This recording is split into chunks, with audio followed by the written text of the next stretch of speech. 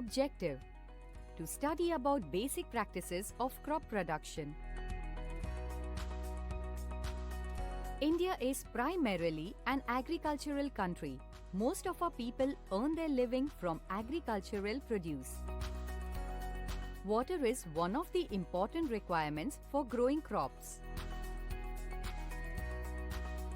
Farmers mainly depend on rain for water. However, the monsoon may fail at times. In the present-day world of scientific and technological advancements, a farmer should not be left at the mercy of monsoon. We should have an arrangement which should help a farmer with water all the year round. We should also be able to get more and better yield from the fields. This is achieved by only adopting better agricultural practices and better farm management.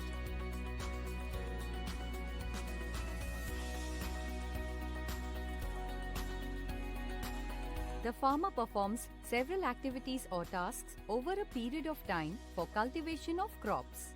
They are called agricultural practices. They include preparation of soil, sowing,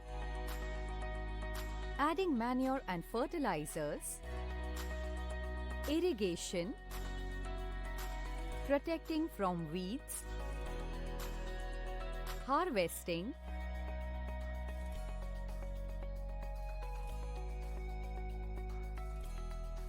and storage.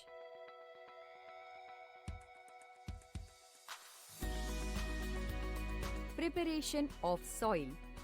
It involves loosening and tilling the soil. It includes plowing and watering. Sowing. It is the process of putting seeds in the soil. Adding manure and fertilizers.